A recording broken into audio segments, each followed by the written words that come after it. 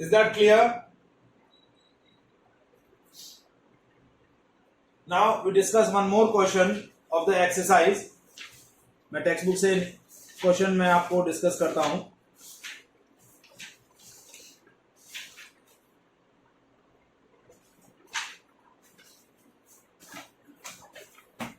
Exercise question number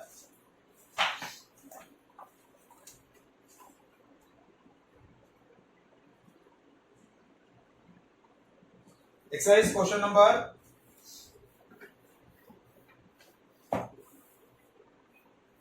2.6. अब इस question के अंदर बेसिकली इक्वेशन ऑफ डाइल्यूशन जो है वो यूज हो रही है, जो नॉर्मली आप टाइट्रेशन में यूज करते हैं equation, molarity equation and normality equation. तो वो इक्वेशन हम यूज कर रहे हैं. मोलारिटी इक्वेशन क्या होता है? मोलारिटी इक्वेशन होता है m1v1 is equals to m2v2. That is number of millimoles of titrate is equals to number of millimoles of titrant. Similarly, normality equation क्या होता है? n1v1 is equals to n2v2. तो ये क्या है? Number of milli equivalent of titrate is equals to number of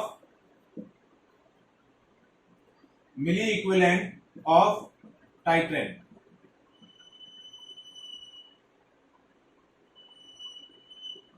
क्योंकि normality into volume multiply करेंगे तो ये आएगा इक्विवेलेंट. वॉल्यूम ml के अंदर है तो मिली इक्विवेलेंट हो गया. m इंटू v को मल्टीप्लाई करेंगे तो मोल्स आता है नॉर्मली, लेकिन वॉल्यूम ml में है तो दैट इज मिली मोल्स. तो this is dilution equation, molarity equation and normality equation.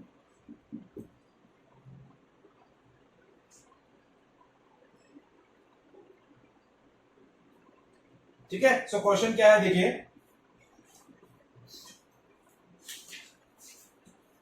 Calculate the concentration molarity of the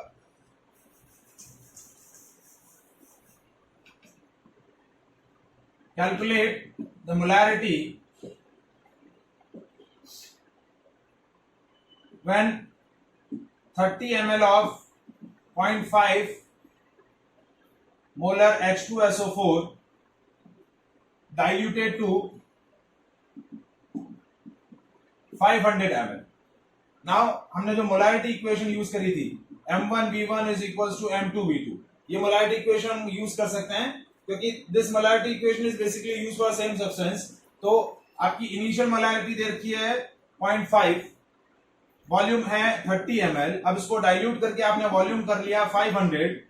now you just calculate the unknown molarity. जो मोलारिटी आपने dilute किया है तो मोलारिटी डिक्रीज हो जाएगी. So molarity is equals to 0.5 into 30 divided by 500. So it will be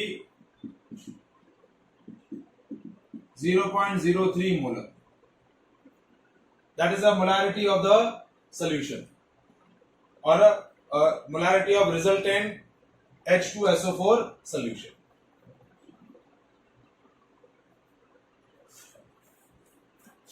Next question देखिए. That is a question in exercise 2.6. Now this question is related to the titration of two substances.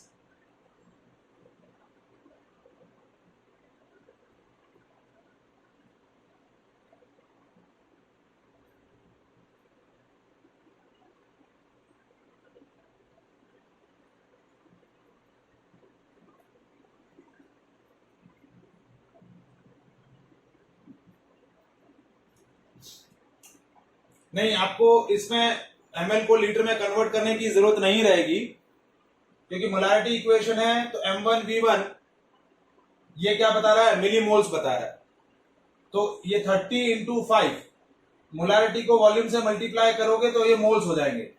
तो end point पर क्या होगा, दोनों के millimoles equal होंगे, तभी आपको क्या बनेगा, आपका रिएक्शन कंप्लीट होगा।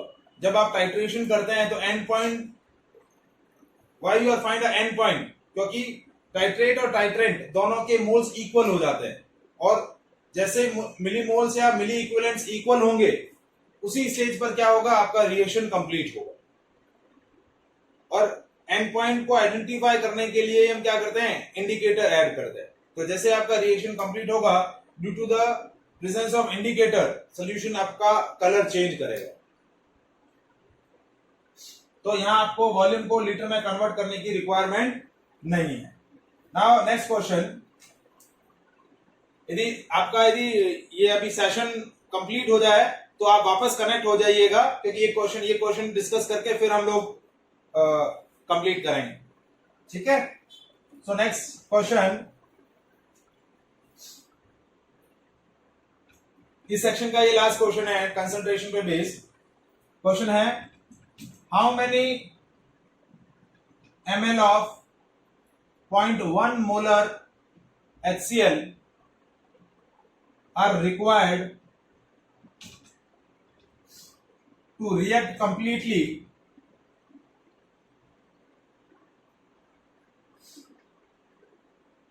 with 1 gram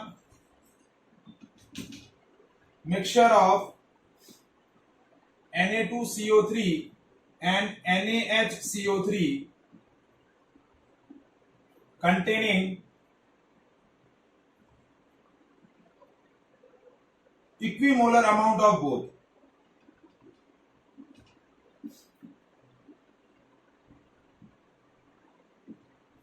equimolar amount of both. आपको क्या दिया हुआ है, आपके पास एक 1 ग्राम मिक्सचर है, किसका, सोडियम कार्बोनेट और सोडियम बाइकार्बोनेट का। उस पूरे मिक्सचर को आप क्या कर रहे हैं, 0.1 मोलर HCl से आप रिएक्ट करवा रहे हैं, कंप्लीटली रिएक्शन करवाना है। तो आपको क्या चेक करना है कि आपको 0.1 मोलर HCl के कितने ml की रिक्वायरमेंट होगी। You just calculate the volume of 0.1 molar HCl solution. तो जैसे हमारे पास मिक्सचर जो है, मिक्सचर किसका है, Na2CO3 plus NaHCO3, that mixture is 1 ग्राम। तो इस 1 ग्राम में हम ये कंसीडर कर लें कि आपके Na2CO3 का x ग्राम है, तो NaHCO3 का कितना हो जाएगा, 1 माइनस x ग्राम, क्योंकि टोटल मिक्सचर आपका कितना है, टोटल मिक्सचर आपका है 1 ग्राम। तो आपके मोल्स ऑफ Na2CO3 कितने हो जाएंगे, x divide by molar mass of Na2CO3, तो ये हो जाएगा x divide by molar mass of Na2CO3, calculate करें 46 प्लस 12 प्लस 48, तो ये हो गया 106, ठीक है। एंड मोल्स ऑफ NaHCO3 हम कंसीडर करें तो ये हो जाएगा 1 minus x,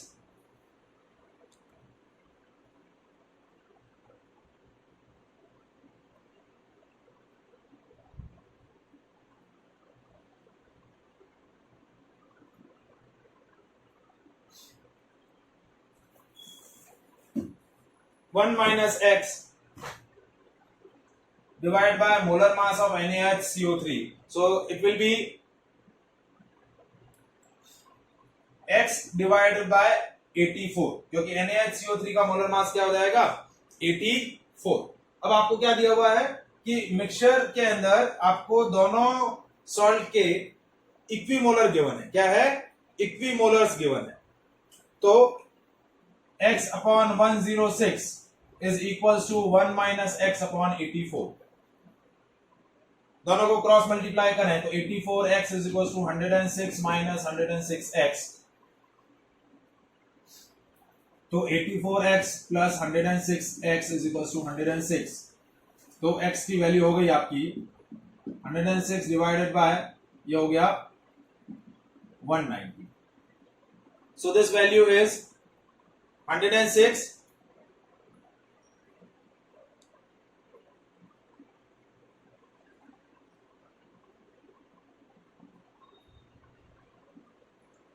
So this value is equals to 106 by 190.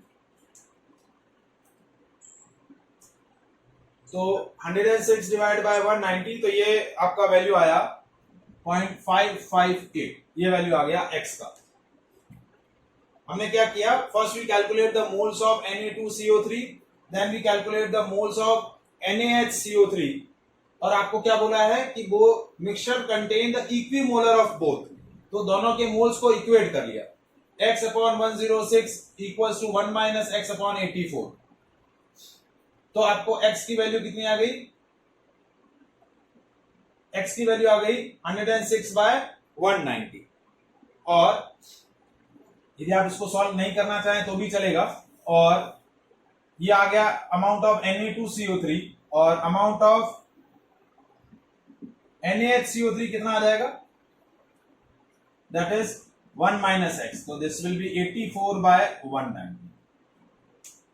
अब ये जो मिक्सचर है, इन दोनों के अमाउंट मुझे कैलकुलेट हो गए। Now we again use the normality equation, क्योंकि हम क्या कर रहे हैं, मिक्सचर ऑफ NaOH और NaHCO3 और Na2CO3 को HCl से क्या करवा रहे हैं, टाइट्रेट करवा रहे हैं। तो हम क्या कैलकुलेट करेंगे, total milli equivalent of NaHCO3 is equals to NaHCO3 plus Na2CO3 is equals to total milli equivalent of HCl. First we calculate the milli equivalent of NaHCO3 and Na2CO3, उन दोनों को ऐड करेंगे तो दोनों के क्या आ जाएंगे, टोटल मिली इक्विवेलेंट्स आ जाएंगे, और उन टोटल मिली इक्विवेलेंट्स को हम किससे इक्वेट करेंगे, मिली इक्विवेलेंट्स या total milli equivalents of HCl।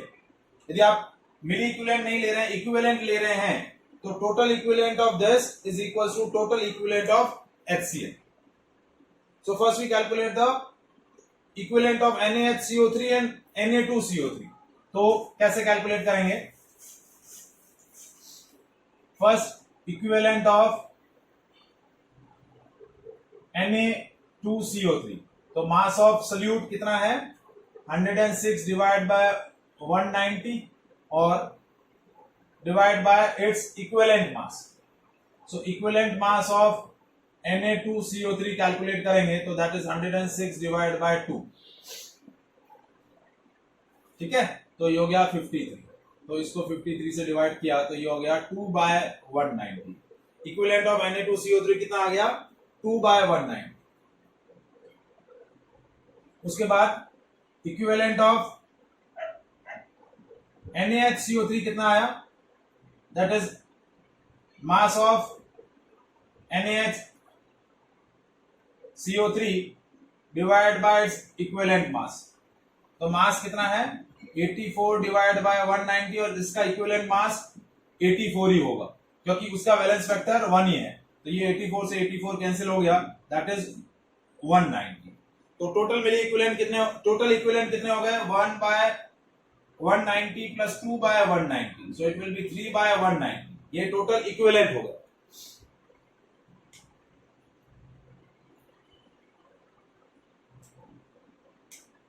That is 3 by 190।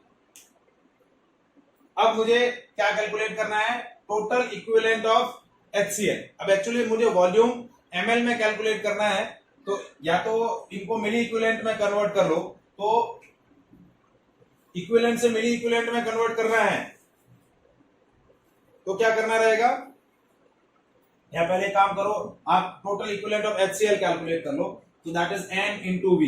Total equivalent of HCl is n into V, so that is 0.1 normality into volume.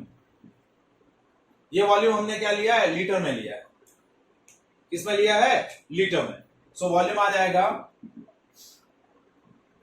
0.1 V is equals to 3 by 190, तो volume आ जाएगा 3 divide bye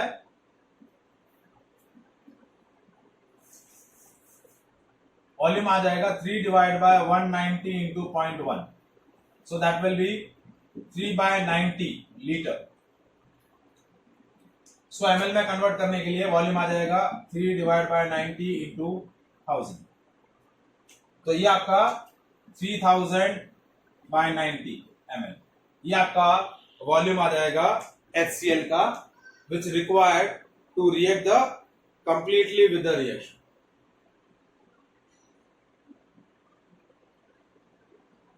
सो यहां हमने dilution equation use किया. The total equivalent of mixture is equal to total equivalent of HCl. यहां आप मिली equivalent लेते हैं तो यहां आपको क्या करना पड़ता है, 1000 से मल्टीप्लाई करना पड़ता है इक्विवेलेंट से मिली इक्विवेलेंट कैलकुलेट करने के लिए. बाकी वही प्रोसेस रहता है. यहाँ आपका वॉल्यूम, ये वॉल्यूम हमने लीटर में लिया है तो यहाँ वॉल्यूम ये लीटर में आ जाएगा. फिर इसको ml में कन्वर्ट करने के लिए इस तरीके से ml में कैलकुलेट करना. तो these variety of questions asked in concentration of solution.